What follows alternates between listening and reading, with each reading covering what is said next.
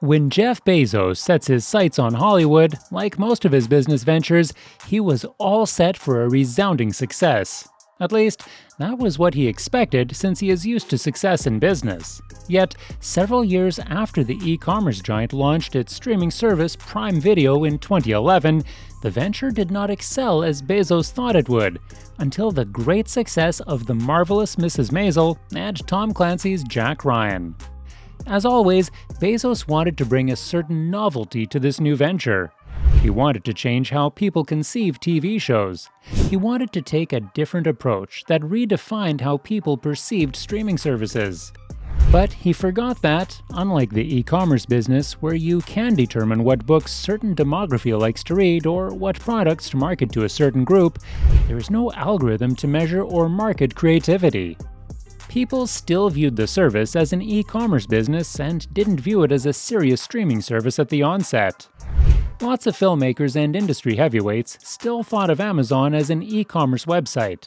For them, Prime Video was not really about streaming, it was another way to ensure customer satisfaction and offer Amazon's Prime members more incentives to make even more purchases. There was a pervasive notion that it was all just another marketing strategy for Bezos. To change the narrative, Prime Video acquired its first original movie, Spike Lee's Chi-Raq. It was a clever trick by Amazon's head of studios, Roy Price, to get the attention of industry leaders and filmmakers.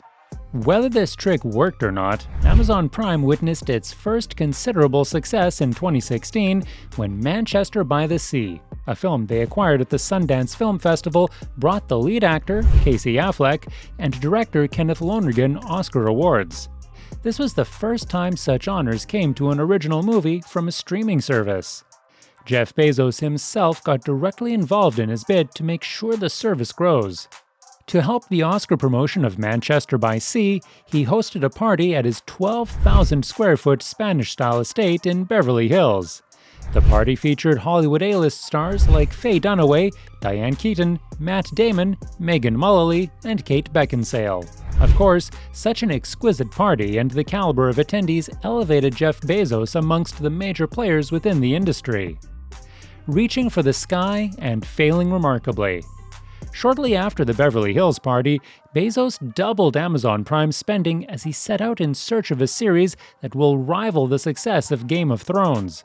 Spending went from $2 billion to $4.5 billion. Of course, with the improved war chest came a higher demand for success, which led to a disastrous and ill-advised decision to go all out for the series The Man in the High Castle.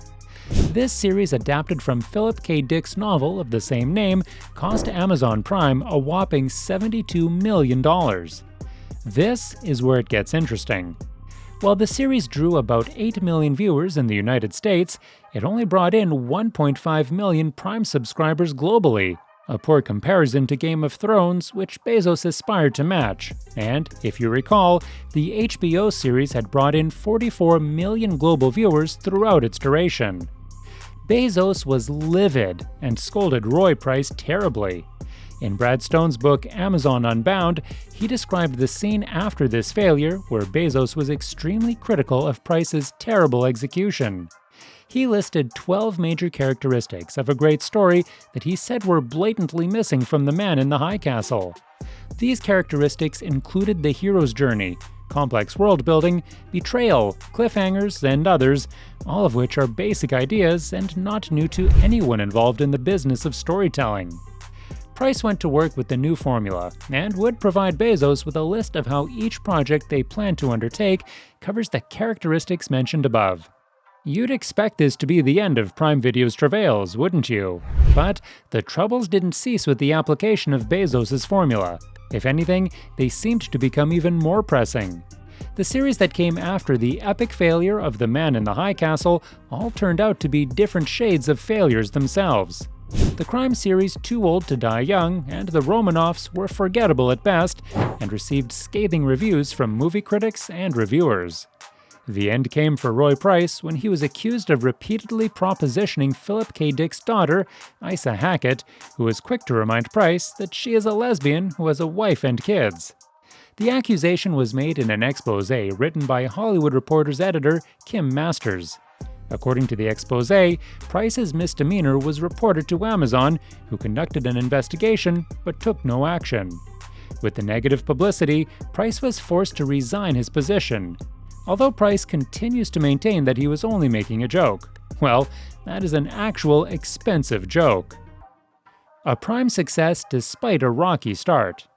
Things began to look up for Amazon Prime Video when Albert Cheng, a former Disney veteran, became interim chief operating officer while Jennifer Salke, former NBC Entertainment president, took over as head of the studio.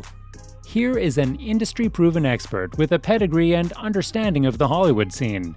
She was a part of some successful series in the past, including This Is Us and The Good Place.